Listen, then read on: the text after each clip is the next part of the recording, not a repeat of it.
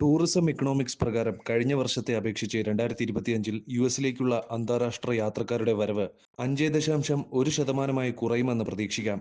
Donald Trump അധികാരമേറ്റതിനു ശേഷം കുടിയേറ്റത്തിനെതിരെ കർശന നടപടികളാണ് സ്വീകരിക്കുന്നത്. വിവിധ രാജ്യങ്ങൾക്കെതിരായ താരിഫുകൾ, ഗ്രീൻലാൻഡ് വാങ്ങാനുള്ള ശ്രമം എന്നിവയിലൂടെ യുഎസ് താൽപ്പര്യങ്ങൾ സംരക്ഷിക്കുന്നതിനായി അദ്ദേഹത്തിന്റെ ഭരണകൂടം എല്ലാ നീക്കങ്ങളും ആസൂത്രണം ചെയ്യുകയായിരുന്നു.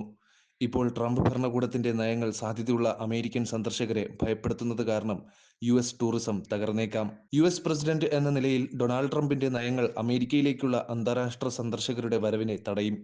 ഓക്സ്ഫോർഡ് സാമ്പത്തിക ശാസ്ത്ര കമ്പനിയായ ടൂറിസം എക്കണോമിക്സിന്റെ റിപ്പോർട്ട് പ്രകാരം 2024-നെ അപേക്ഷിച്ച് 2025-ൽ യുഎസിലേക്കുള്ള അന്താരാഷ്ട്ര സഞ്ചാരികളുടെ വരവ് 5.1% കുറയുമെന്നാണ് കണക്കാക്കുന്നത്. മുൻപ് വിദേശ വിനോദസഞ്ചാരികളുടെ വരവ് 8.8% വർദ്ധിക്കുമെന്ന് പ്രവചിച്ചിരുന്നു. ടൂറിസത്തിനായുള്ള ചെലവ് 10.9% കുറയുമെന്നും കമ്പനി പ്രവചിച്ചു. എന്നാൽ ട്രംപിന്റെ വിദേശനയ തീരുമാനങ്ങൾ സാധ്യതയുള്ള സന്ദർശകരെ പ്രതികൂലമായി ബാധിച്ചിരിക്കാമെന്നും വിലക്കയറ്റവും ഡോളറിന്റെ മൂല്യത്തകർച്ചയും ആശങ്കയിലാഴ്ത്തുന്ന സാഹചര്യത്തിലാണ് ടൂറിസത്തെക്കുറിച്ചുള്ള അനിശ്ചിതമായ കാഴ്ചപ്പാടുണ്ടാകുന്നത്.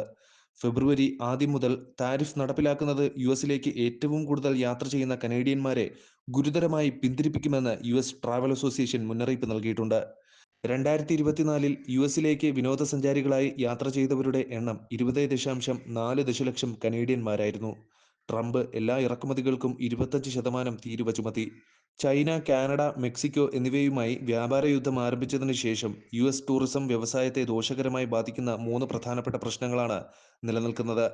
റിപ്പോർട്ട് അനുസരിച്ച് നയതന്ത്ര ബന്ധങ്ങളും സാമ്പത്തിക അനിശ്ചിതത്വവും മൂലം വിനോദസഞ്ചാരത്തിന് വലിയ രീതിയിലുള്ള സംഭാവന നൽകുന്ന കാനഡ, മെക്സിക്കോ, യൂറോപ്പ് എന്നിവയുൾപ്പെടെയുള്ള രാജ്യങ്ങളിൽ നിന്നുള്ള യാത്രാ താൽപ്പര്യം കുറയാൻ ഇടയാക്കും.